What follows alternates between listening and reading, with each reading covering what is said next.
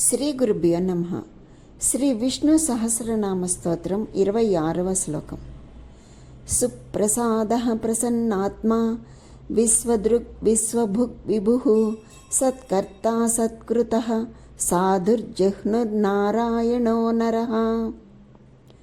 సుప్రసాదః అంటే అనంతమైన దయగలగవాడు, అనుగ్రహ స్వరూపుడు, శుభకరమగు ఫలములను ప్రసాదించువాడు.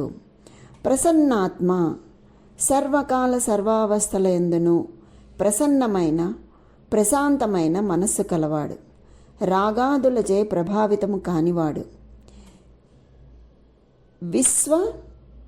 విశ్వదృగ్ అంటే విశ్వమును తన అధీనములో ధరించి బాగోగులు గమనించువాడు. దీన్నే విశ్వసృడ్ అని కూడా అంటారు. అంటే విశ్వమును సృజించినవాడు. పాఠాంతరాల్లో అంటే కొన్ని పుస్తకాల్లో విశ్వసృగ్ విశ్వసృష్టు అని కూడా ఉంటుంది. విశ్వభుగ్ విభుః అంటే అంతటను వ్యాపించి అన్నింటినీ రక్షించువాడు అని. శంకరాచార్యుల వారు దీన్ని 2 వేర్వేరు నామాలుగా వ్యాఖ్యానించారు. దేన్ని విశ్వభుగ్ విభుః అన్నదాన్ని 2 నామాలుగా చెప్పారు. ఒకటి విశ్వభుగ్, ఇంకొకటి విభుః. విశ్వభుగ్ అంటే శంకరాచార్యుల వారి వ్యాఖ్యానం ప్రకారం విశ్వభుగ్ అంటే జీవరూపమున విశ్వమును అనుభవించువాడు, అంటే భక్షించువాడు. అన్ని అనుభూతులను తనయందు లీనము చేసుకొనును, అన్ని దిశలందును విస్తరించి విశ్వమును ఏర్పరిచాడు అని. విభుః అంటే హిరణ్య గర్భుడై అనేక రూపములు ధరించి విశ్వమంతయును నిండి వెలుగుతున్నటువంటి పరమేశ్వరుడు.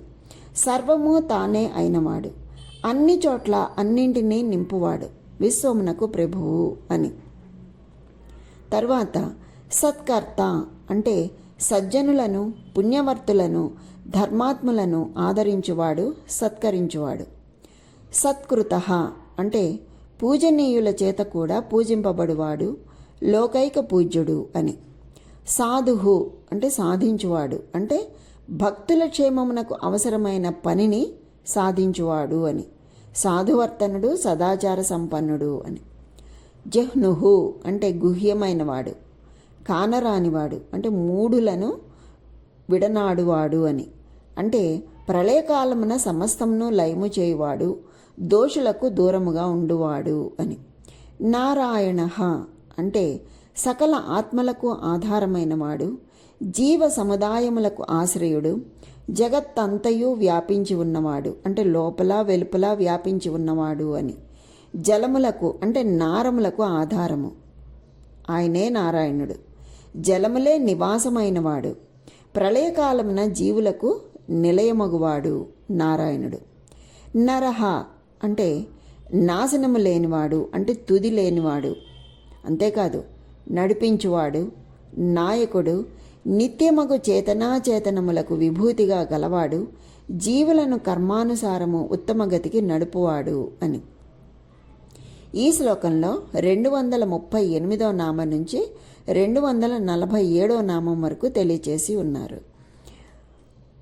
సుప్రసాదః ప్రసన్నాత్మా విశ్వదృక్ విశ్వభుగ్ విభుః సత్కర్తా సత్కృతః సాధుర్జహ్నుర్నారాయణో నరః అంటే తనకు అపకారము చేసిన వారికి మోక్షము నొసగినవాడు, అంటే శిశుపాలుడు మొదలైన వారికి మోక్షమును ఇచ్చినవాడు. రజస్తమో గుణములచే కలుషితము గాని అంతఃకరణము కలవాడు, విశ్వరచన చేయు ప్రగల్భ్యము కలవాడు, విశ్వమును పాలనము చేయువాడు, అంతటా వ్యాపించి ఉండువాడు, సత్కరించువాడు, పూజ్యుల చేత కూడా పూజింపబడువాడు, న్యాయ ప్రవర్తన కలవాడు, ప్రళయకాలమున జనులను లీనము చేసుకునివాడు. నారములు అంటే నిత్య వస్తువుల సమూహము, వానిని ఆశ్రయముగా కలవాడు అని. అంటే నాశము లేని చేతనాచేతన విభూతి కలవాడు అయినటువంటి ఆ పరమాత్మనికి ప్రణామములు అని. స్వస్తి.